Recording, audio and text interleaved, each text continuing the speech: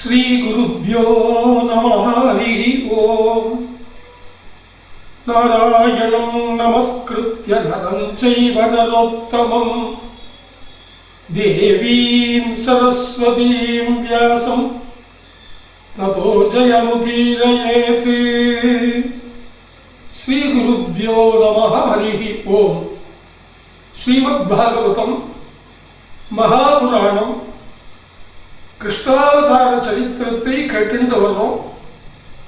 சுகருங்கிறதான பிரம்ம ரிஷி பரீட்சித்துக்கு சொன்னதே பின்னாளிலே சூத பௌராணிகர் நைமிஷாரண்யத்திலே சௌனகாதிகளுக்கு இதை சொல்லிட்டு இருக்கார்.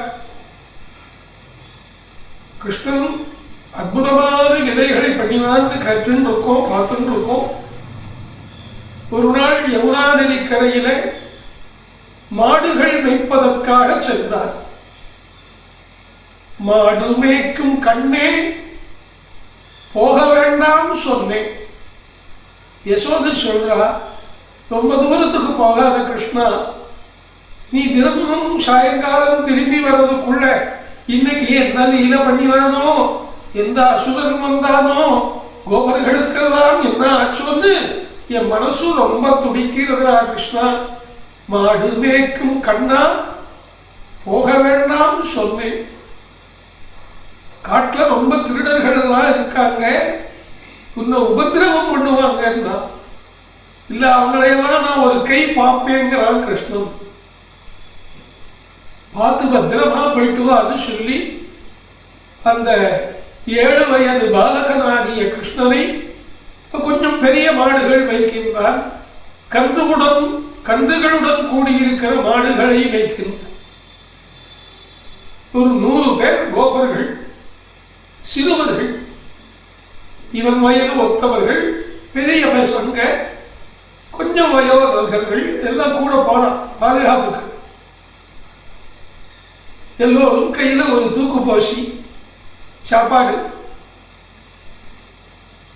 நம்மை மாதிரி விதம் விதமா செஞ்சு டிஃபன் கேரியர்ல 5 அடுக்கு அடுக்கி எடுத்துட்டு போற இந்த ஐடி ஃபீல்டுல கேப் வந்து மீல்ஸ் வருது, டைனிங் ஹால்ல உட்கார்ந்து சாப்பிடுறோங்கிறதெல்லாம் அங்க கிடையாது. அங்கே அவளுக்கு தினமும் காலையில ஒரு நீராகாரத்தை சாப்பிடுவா, மத்தியானத்துக்கு வடிச்ச சோறு,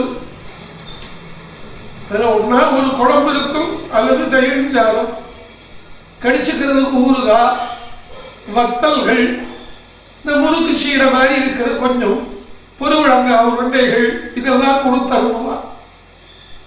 இந்த தின்பற்றத்தை எல்லாம் துணி மூட்டையில கட்டிண்டு தூக்கு போசியை எடுத்துண்டு கையில கூறு வேல் உள்ள ஒரு தடிகளை எடுத்துக்கொண்டு எல்லாரும் ஒரு உருமால் கட்டிண்டு வெற்றுடப்போட சில பேர் சட்டை போட்டு அப்படி எல்லாரும் போவா. இந்த பலராமனும் கிருஷ்ணனும் போன அழகே தனி. பகவான் கிருஷ்ணன் மஞ்சள் பட்டாடை கட்டிக்கொண்டு பச்சை வஸ்திரத்தை இடுப்பிலே கட்டிக்கொண்டு சிகப்பு பீதாம்பரத்தை தரிச்சுண்டு வனமாலைகள் என்கிற பிருந்தாவன காட்டிலே இருக்கிறதான பூக்களின் மாலைகளை எல்லாம் தரிச்சுண்டு, அதே மாதிரி அம்மா சின்ன வயசிலிருந்து போடுற கொண்டைய போட்டு முத்து மாலைகளை சுத்தி கொண்டு மகர குண்டலங்கள் அசைய, மயிர்பீலி அசைய, கையில ஒரு புல்லாங்குழல் எடுத்துண்டு இவன் நடப்பான். இவன் சோத்து மூட்டையெல்லாம் வேற யாரோ கொண்டு வருவான், இவன் ஒன்றும் சோத்து மூட்டையை கொண்டு போக மாட்டான். கிருஷ்ணன் கையில எப்பவுமே ஒரு புல்லாங்குழல் இருக்கும். அந்த புல்லாங்குழலை சில நேரத்துல உருமால்ல சொல்லிட்டு இருப்பான். இந்த தலப்பாக்கட்டுக்கு உருமால்னு பேரு, அங்க சொல்லிக்கிட்டு இருப்பான். சில நேரத்துல இடுப்புல இடைக்கச்சையிலே சொல்லிக்கிட்டு இருப்பான். சில நேரத்துல கையில பிடிச்சுட்டு இருப்பான். அந்த யமுனா நதியில, யமுனா நதிக்கரை ஓரம் திருடர்கள் பயம் உண்டு. அப்பா இவன் தான் பெரிய திருடன், நவநீத சோழன். சோர்னா திருடன் அர்த்தம். நவநீத சோர் வெண்ணெய் எடுப்பார். புதிதாக தினமும் கிடைத்த வெண்ணெயை எல்லார் வீட்லையும் போய் சாப்பிடுவோம். 7 வயசாகியும் அதை மட்டும் நிறுத்தல. பானைகளை ஒழிப்பார். குரங்குகளுக்கும் பூனைகளுக்கும் முகத்திலே தடவி விடுவார். கன்றுகளோடு விளையாடுவார். அம்மா கண்ணுக்குட்டியை கட்டி போட்டிருந்தா அம்மாவும் கோபைகளும் பார்க்காத போது கட்டை அவுத்து விட்டுட்டு போய் எல்லாரும் பால் சாப்பிடுங்கோ, உங்க அம்மா கிட்ட பால் சாப்பிடுங்கோன்னு கண்ணுக்குட்டிகளை எல்லாம் அவுத்து விட்டு விடுவார். தீராத விளையாட்டு பிள்ளை. அவன் இப்ப யமுனா நதி கரைக்கு வந்திருக்கான். அது அற்புதமான ருது காலம். மரங்கள்லாம் நல்லா தளதளன்னு வளர்ந்து பூச்சொரிந்து இருக்கு. செடிகள் மலர்ந்திருக்கின்றன, கொடிகள் பலர்ந்திருக்கின்றன, குளங்கள் நிரம்பி இருக்கின்றன, ஓடைகள் வாவிகள் எல்லாம் இருக்கிறது. யமுனா நதி சலசலன்னு தண்ணிய ஓடிட்டு இருக்கு. தள்ளிட்டு ஓடிட்டு இருக்கா யமுனா தேவி. அற்புதமான ஒரு காட்சி, ரம்யமான சூழ்நிலை. ஒரு கதம்ப மரம். அந்த கதம்ப மரத்தின் அடியில போய் நின்னா சாட்சாத் மகாலட்சுமியே ஒரு மாடா அவதாரம் பண்ணியிருந்தார். பசுவா அவன் பின்னாடி வந்து நின்றார். சதுர்முக பிரம்மா அவருடைய ஆவேசம் உள்ள ஒரு கண்ணுக்குட்டி வாயுதேவர். அவர் கண்ணுக்குட்டியா நின்று இருந்தார். கடம்ப மரத்துல மேலே குயில்கள் மயில்கள் நின்றிருந்தது. யோகிகள் எல்லாம் ஒரு அற்புதம் நடக்க போறதா தெரிஞ்சுண்டு பற்பல பறவைகளின் உருவத்தை எடுத்துக்கொண்டு சத்தமில்லாமல் சஞ்சாரம் பண்ணி அந்தந்த கொடிகளிலும் செடிகளிலும் மரங்களிலும் காத்துருக்கா. கோபர்கள் எல்லாம் கிருஷ்ணன் என்ன பண்ண போறான் ஒரு பார்வை பார்க்கிறா.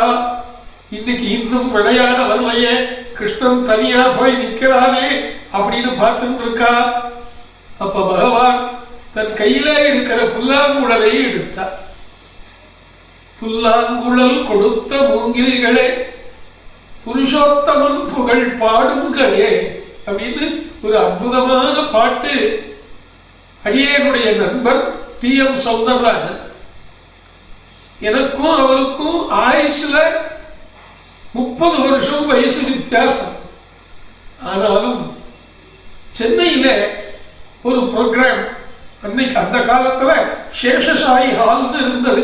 இன்னைக்கு அது இல்லை, அதெல்லாம் இடிச்சுட்டு இப்போ பெரிய ஒரு மால் கட்டியிருக்கா. மண்டபம் மால் ஆயிடுத்து வடபழனியில. அந்த சேஷசாயி ஹால்ல ஒரு பெரிய VIP வீட்டு கல்யாணம். அடியேனை கூட்டிட்டு போயிருந்தா TMS அண்ணா கச்சேரி. அண்ணா பக்கத்துல உட்கார்ந்துட்டு பேசிட்டு இருந்தார். அவர் பாடகர், நான் பாகவதர்.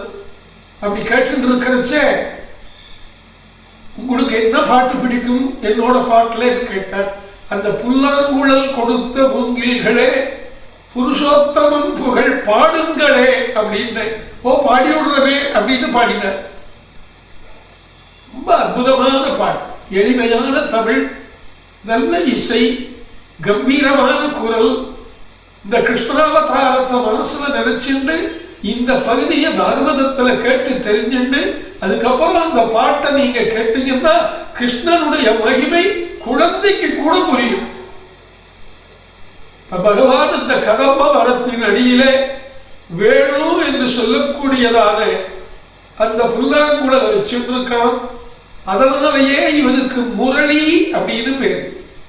வேணுகானம் பண்ற கோபாலனுக்கு முரளின்னு பேர். இவன் முராரி, முரனை அழித்தவன். முராரியும் இவனே, முரளியும் இவனே, நரகரையும் இவனே, கோபாலனும் இவனே, கோபாலனும் இவனே, கோபாலனும் இவனே, ஸ்ரீகிருஷ்ணனும் இவனே, பரவாசுதேவனும் இவன். அப்படி புல்லாங்குழலை எடுத்து பிடிச்சுட்டு வாசிக்க ஆரம்பிச்சான். என்ன ஆனந்தம், என்ன ஆனந்தம். பசுமாடுகள் எல்லாம் மேய்ச்சலை நிறுத்தி விட்டு தன் காதுகளை அப்படியே விரைச்சு வச்சு வச்சுட்டு ஒரு பக்கமா கிருஷ்ணரை பார்த்துட்டு அவன் வாசிக்கக்கூடிய அந்த இசையின் லயத்திலே மயங்கி நின்றவன்.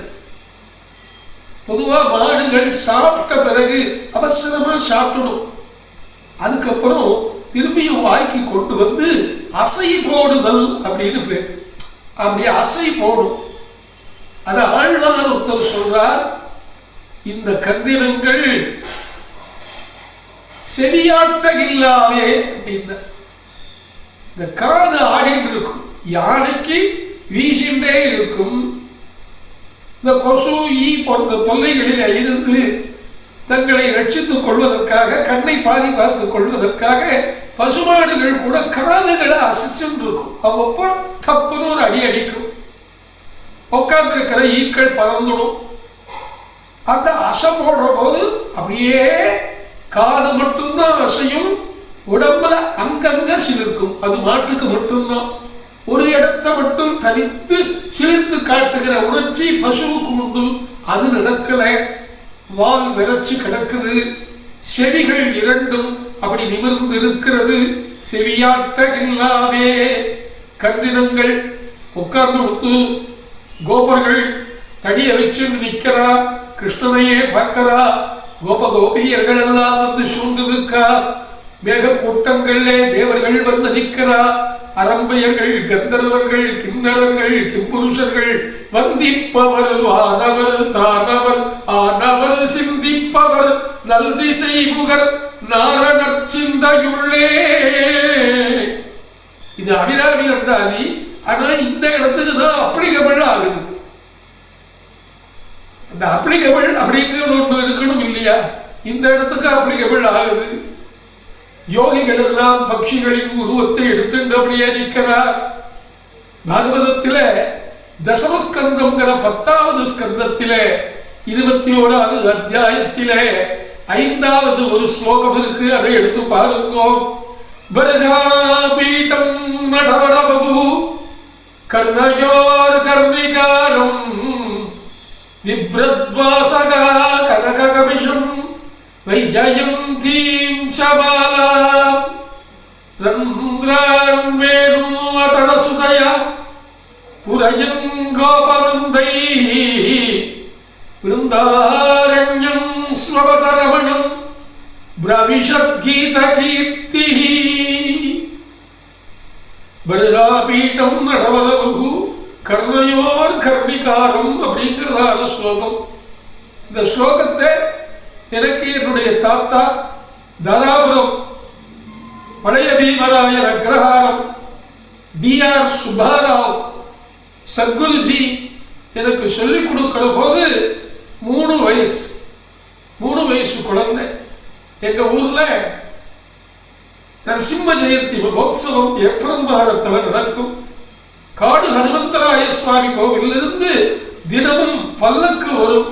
தினம் தினம் ஒரு வாகனம். அந்த வாகனத்தை எங்க வீட்டு முன்னாடி நிறுத்தி எங்க தாத்தா கட்டள பூஜை நடத்துவார்.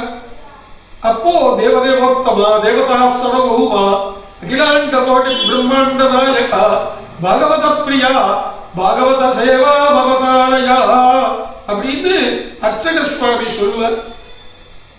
உடனே தாத்தா இதை சொல்லுவார். இதை கேட்டு கேட்டு கேட்டு பின்னாடிலே அப்படி இருப்பார். நீ சொல்லுப்பார், அதிகாரம் கொடுப்பார். அடியேன்னு சொல்லுவேன். அத்தனை பேரும் கைதட்டி நமஸ்காரம் பண்ணி கொண்டாடி ராத்திரி 2 மணி எங்க வீதிக்கு சுவாமி வர்ற போது ராத்திரி 2 மணி நாங்கெல்லாம் தூங்கிடுவோம். அப்புறம் எழுப்பி சுவாமி வந்துடுத்து கீழ் வீதிக்கு போயிருக்கு, ரிட்டர்ன் வரையில நான் மாத்து கட்டளை அவள் புளி அவள் செஞ்சு வச்சிருப்பான். நிவேத்தியம் 300 பேர் அக்ரஹாரத்தில் 65 வீடு. ஒரு வீட்டுக்கு 4 பேராவது வருவா. அத்தனை பேருக்கும் பிரசாதம். சித்ரா மாசத்துல பௌர்ணமியில பானக பூஜை 48 ஏக்கராவையும் தானம் பண்ணின மகான் அன்னதானம் பண்ணிட்டே இருப்பார். வயசான காலத்துல மிகுந்த வறுமை. அந்த வறுமையிலும் கூட தன் குழந்தைகளை ராமாயணம் சொல்ல வச்சு அதுல கிடைச்ச திரவியத்தினாலே தான தர்மம் பண்ணு. அடியானுடைய குருநாதர்கள், இவர் தான் முதல் குருநாதர், சொந்த தாத்தா, அம்மாவோட அப்பா. அப்படி மகானுபாவர்கள் இருந்திருக்கா. இந்த பாகவத ஸ்லோகம் 10வது ஸ்கந்தம் 21வது அத்தியாயம், அதுல வரக்கூடியதான வேணுகானம். இவனுக்கு பேரே வேணுகோபால கிருஷ்ணன். கோன்னா பசு, பாலம் அப்படின்னா காப்பாத்துறது. கோபாலன்னு சில பேர் பி போடுவா, தப்பில்லை. கோபர்கள் என்கிற யாதவர்களிலே இவன் பாலன் அப்படின்னு ஒரு அர்த்தம் வந்துடும். ஆனா ஆக்சுவலி கோபால், GOPAL, அதுதான் சரியான ஸ்பெல்லிங். கோபாலஹா, பாலம் அப்படின்னா காப்பாற்றுறதுன்னு அர்த்தம். விநாயகருடைய அஷ்டோத்தரத்துல சோடசி நாமத்துல பாலச்சந்திராய நமஹா. நிறைய பேர் சான்ஸ்கிரிட்டை படிக்காததுனால பாலச்சந்திராய நமஹா, அதுவும் ஒரு அர்த்தம் வந்துடும். ஆனா அங்க இருக்கிறது ஒரு சொல்லலா, பாலச்சந்திராய நமஹா. இந்த பப்பா பப்பா வித்தியாசம் தெரியணும். நன்னூல் சூத்திரத்துல தமிழ் அந்த இடத்துக்கு ஏற்ப எடுத்தும் மடுத்தும் நீண்டும் குறுகியும் மாத்திரை அளவு ஒலிக்கும் அப்படின்னு விளக்க உரை கொடுத்திருக்க நன்னூல் ஆசிரியர் மு. வரதராசனார் சுவாமி. ஆனா சமஸ்கிருதத்துல கன்னடத்துல இதுக்கு எல்லாம் பிரச்சனை இல்லை. அங்க 4 அக்ஷரம் தான் வச்சிருக்கா. பப்பா பப்பா கரெக்டா இருக்கும். அதனால அவ கரெக்டா பேசலாம். நமக்கு ஒரு காதான் தெரியும், ஒரு பாதான் தெரியும். அதனால பிராக்டிஸ் இல்லாததுனால ஏதோ வழக்கு சூழல ஓடிட்டு இருக்கு கதை. ஆனா தமிழ் உத்தமமான மொழி. ஆழ்வார்கள் எவ்வளவு அழகா பாடியிருக்கா. அந்த ஆழ்வார்கள் பாடல்களை பாடினாலே அந்த இடத்துக்கு தகுந்த மாதிரி பப்பா பப்பா எப்படி உச்சரிக்கணுங்கிறது அனுபவத்துல வந்துடும், தெரியுமா? அந்த வேணுகானத்தை கிருஷ்ணன் அற்புதமா செய்யலாம். இதை அனுபவிச்ச ஒரு முத்துக்காடு வெங்கட சுப்பையா இத அப்படியே தன்னுடைய குழலூதி மனமெல்லாம் கொள்ளை கொண்டவன் என்று சொல்கிறார். குழலூதி மனமெல்லாம் கொள்ளை கொண்டவனே என் கிருஷ்ணான்னு ஒரு பாடல் இருக்கு. அப்படி வேணுகானம் பண்ணி ரொம்ப அற்புதமான இந்த கிருஷ்ணனானவன் அந்த பிருந்தாவனத்திலே யமுனா நதி தீரத்திலே பசுமாடுகள் செவியசைக்காது பாகவதம் இந்த பர்காபீடம் என்கின்ற இந்த அற்புதமான தோற்றத்தை காட்சியை ரசிக்க வேணுகானத்தை கேட்டு ஆனந்திக்க. பர்காபீட்டம்னா மயிர்பீலின்னு அர்த்தம். பர்கான்னா கிரீடத்து மேல வச்சிருக்கிற மயிர்பீலி, அது ரொம்ப மடி. அது அந்த இறகு மட்டும் தோஷம் இல்லை, மற்ற பட்சி பறவைகளினுடைய இறகுகளுக்கு தோஷம் உண்டு. மயில் தோகைக்கு மட்டும் தோஷமே இல்லை. ஏன்னா கண்ணீர், ஆனந்த கண்ணீர் பாஷிக்க, அந்த ஆனந்த கண்ணீரினாலே கருவுருவாவதனாலே அந்த மயிலுக்கு நம்முடைய தேசிய பறவைக்கு ஆச்சார அனுஷ்டானத்தோட ஒரு ஸ்தானத்தை பெரியவாழ்லாம் அந்த காலத்திலிருந்து பகவத காலத்திலிருந்து கொடுத்திருக்கா. பல லட்சம் வருஷமா இந்த சம்பிரதாயம் இருக்கு. சரின்னு சொல்லிட்டு மயிலை பிடிச்சு நாம பண்ணக்கூடாது. அதுக்கு ஒரு பாட்டு கூட இருக்கு. குயிலை பிடிச்சு கூண்டில் அடைத்து கூவச் சொல்லுகிற உலகம்னு இளையராஜா ரொம்ப ஒரு அருமையான ஒரு பாட்டு போட்டிருப்பார். பட்சிகளை பறவைகளை துன்புறுத்தக்கூடாது. அது இயற்கையா கொடுக்கிற வளங்களை பெற்று ஆனந்திக்க வேண்டும். கிருஷ்ணன் அந்த தர்மத்தை அங்க சொல்றோம். வேணுகானம் பண்ணினால் அந்த வேணுகானத்தை பிருந்தாவனம் மட்டுமா ரசித்தது? யோகிகள், மகான்கள், ஞானிகள், சித்த புருஷர்கள், கந்தர்வர்கள், மாணவர்கள், வித்யாதரர்கள், மகரிஷிகள், யோகிகள் எல்லாம் அவ ஸ்தானத்துல மாறு உருவத்திலே வந்து நின்று அப்படி ரசிச்சு ஆனந்திச்சாளா. அந்த வேணுகானத்தை எப்பவுமே கேட்கணும். இந்த மாத்துல ஒவ்வொரு வீட்லையும் புல்லாங்குழல் இப்படி நேரா வாசிக்கிறதும் இருக்கு, செய்தில வாசிக்கிறதும் இருக்கு. வாசிக்கிறதோ இல்லையோ வீட்டுல ஒரு புல்லாங்குழலை வச்சிங்கன்னா அந்த கிருஷ்ண ஞாபகம் வந்துட்டே இருக்கும்.